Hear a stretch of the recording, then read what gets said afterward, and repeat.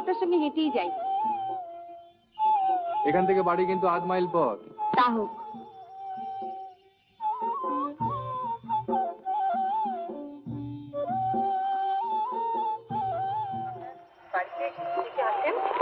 দিদি আছে আর একটি বাচ্চা ভাগ্নে আছে। আর কেউ নেই? একটি পুরনো চাকর আছে, বেহারি। আপনার নাম কি? আমার লীলা। লীলা কি? লীলা নায়ক। স্কুলে আপনি চাকরি পাবেন জেনে এসেছেন না চাকরির চেষ্টায় এসেছেন? না মানে বন্ধুর কাছে শুনছিলাম যে এখানে চেষ্টা করলে চাকরি পাওয়া যেতে পারে, তাই চলে এলাম। তবে ঠিক এরকম অবস্থার মধ্যে পড়বো বুঝতে পারিনি। কাল স্কুলে দেখা করে ফিরে যাবেন তো? তা চাকরি না পেলে তো ফিরে যেতেই হবে। তবে এবার খুব একটা ইচ্ছে ছিল না। কেন? এই মানে এখানে যদি চাকরি না হয় তবে অন্য কোথাও গিয়ে চাকরি করতে হবে, তার একটা চেষ্টা করতে হবে ভাবছিলাম। ব্যাগটা হারিয়ে সব গন্ডগোল হয়ে গেল। ব্যাগে আপনার কত টাকা ছিল? 5,000। 500? 500 টাকা নিয়ে আপনি আহমেদাবাদ থেকে মৌলায় চাকরির চেষ্টায়? না মানে যে যা কিছু ছিল সবই নিয়ে এসেছি। বাড়ি থেকে পালিয়ে এসেছি? হ্যাঁ, পালাতে যাবো কেন? বাড়িতে বনিবনা হচ্ছিল না, চলে এসেছি।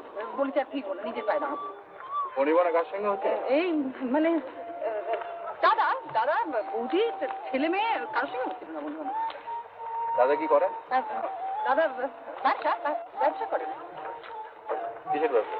মানে পাঁচ মিশনে ব্যবসা করে আর কি। আচ্ছা আমি ওই রিক্সাতে গিয়ে বসে আমার কনকন বাড়ির সামনে এসে গেছে।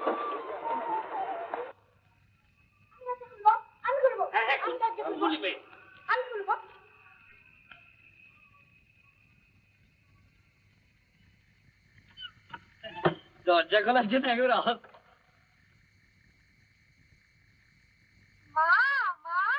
দেখবে এসো, মামা মামি নিয়ে এসছে। চড় মামা মামি নিয়ে এসেছে, মা দেখবে এসো। কি বলে রে তোদের?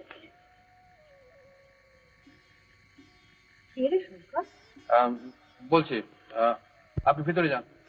এই বেহারি আলো দেখা যান যান।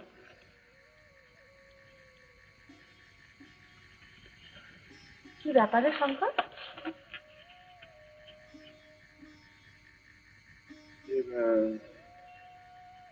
ওদিকে চলো, দরজার বন্ধ করো।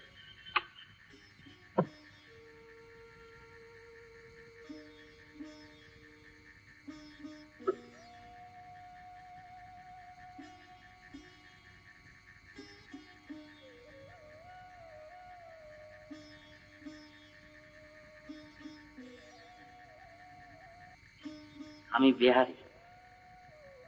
তুমি কে দিদি? আমি কেউ।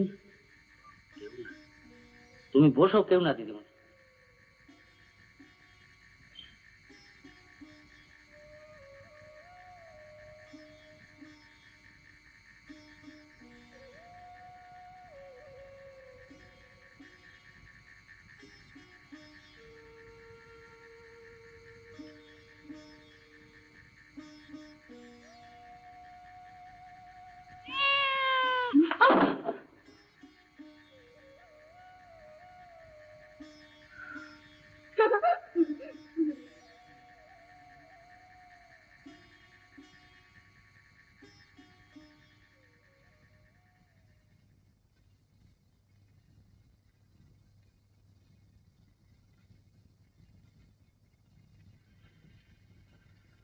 হাসছিলে কেন?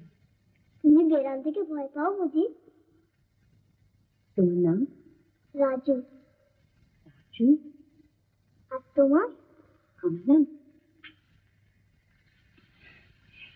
মাসি। মামি না?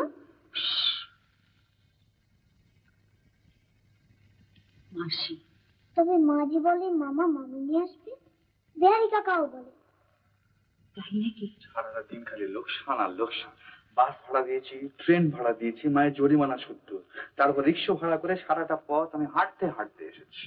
আস্তি শুনতে পাবে? একটু শুনতে পাবে তো বয়ে গেল, আমি কি মিছে কথা বলছি? চুপ কর না। মেয়ে বিপদে পড়েছে, খরচ হয়েছে ধরেছে কি? ভারী সুন্দর, মনে হয় কোনো বড় ঘরের মেয়ে। ভাই ভাজে না জানি কিরম ব্যবহার, নইলে এরম করে কেউ পথে বেরোয়? যা, তুই মুখ হাত পা ধুয়ে নি। রাজু,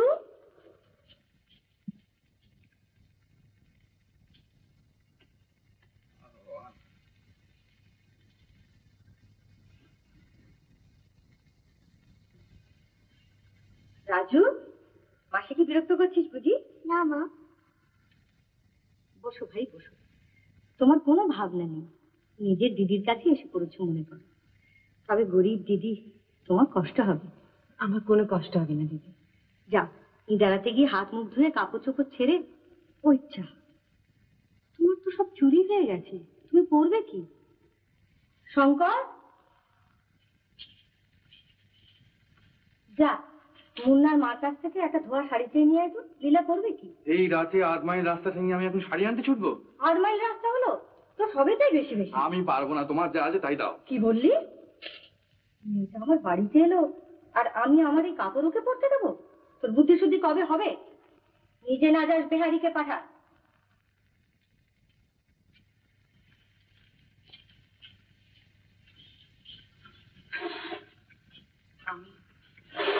আমি সেই থেকে খুব অসুবিধে করছি। কেন, শঙ্কর কিছু বলেছে বুঝি? ওর মেজাজটাই ওই রকম। তারপরে একটা নড়বড়ে ব্যবসা নিয়ে নাজেহাল হয়ে মেজের একটা একবারে তৃতীয়ই রয়েছে। নইলে ও কারো কষ্ট দেখতে পারে না। রাজু, মাসিকে নিয়ে ইদারায় যাও, আমি সাবান নিয়ে আসছি। চলো মাসি চলো।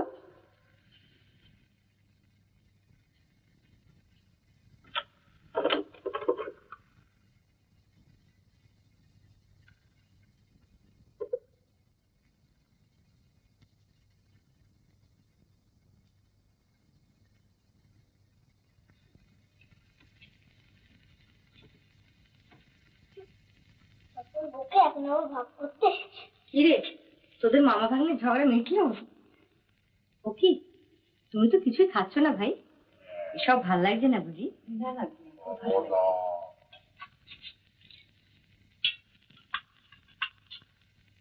আরে, একরাশ মালপত্র নিয়ে এসছিস, দেরাজে অতগুলো টাকা দেখলাম, হঠাৎ পেলি কোথায়?